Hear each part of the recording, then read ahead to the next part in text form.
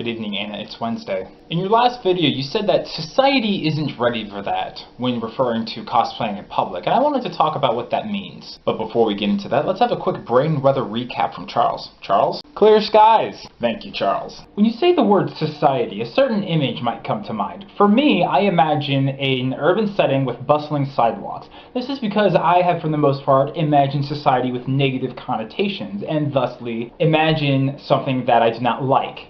Cities and crowds. The problem with this, however, is that American society, to use our own country for example, is diverse, and no one image actually captures all of it. Case in point, the society that is not ready for people to be walking around in cosplay and makeup is the same society where millions of people every year attend some convention somewhere where you can walk around in cosplay and makeup freely and be admired for it. You can make the argument that there are smaller sub-societies where our various nerd habits are encouraged, and that the larger main society is ultimately against it. But that's just as valid as arguing that America is actually just a mixture of smaller societies. And it's actually both of those things. Basically, society is imaginary. It's a word that we have for referring to our large population of people without actually knowing any of the people in it. Statistically speaking, the 100 or so people that your brain is capable of remembering is only about 0.0000003% of the American population, which, given experimental error for determining the American population, allows me to round the amount of people that you actually know down to 0%.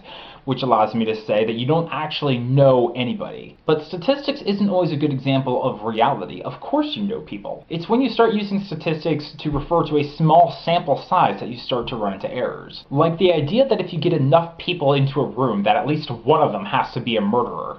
No.